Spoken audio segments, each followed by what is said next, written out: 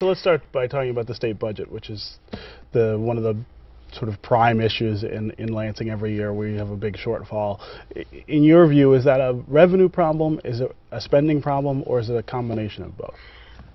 I don't have a direct answer for that as such, but I can tell you what I'd like to do.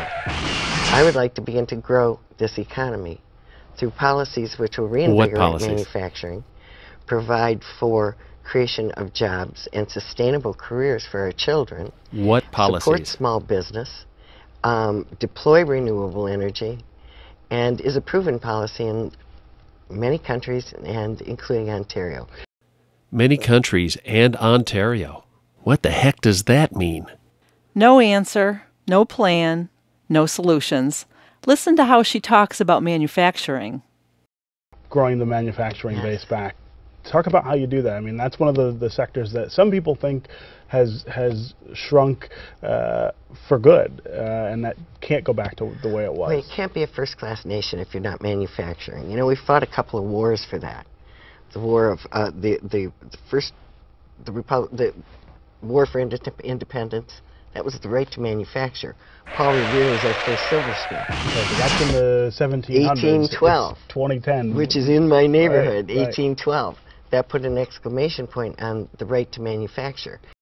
We fought the Revolutionary War so we could manufacture? What's she talking about? I don't know.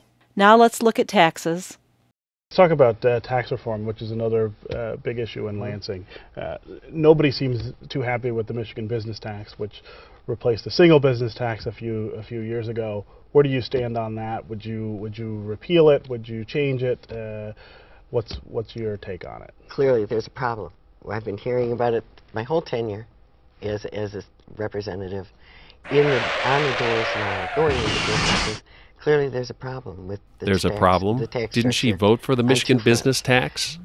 Yes. In raising revenue. And now she says there is a problem with the MBT? No, and she wants to go back and fix it after she voted for it? Do I have an answer? If I did, I would be very wealthy indeed for being able to forecast the future. She's admitting she doesn't have an answer.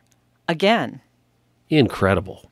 Here's an interesting reply to an education question. I mean, for example, this year we've taken some money out of the school aid fund and put it back in the general fund. You would not be in favor of that kind of... I don't like doing that. So what's the alternative?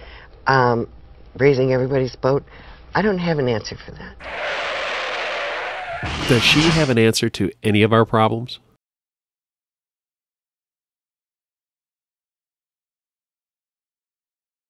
Did you all hear the state of the state? Did you? Yeah? Yay, Governor Granholm.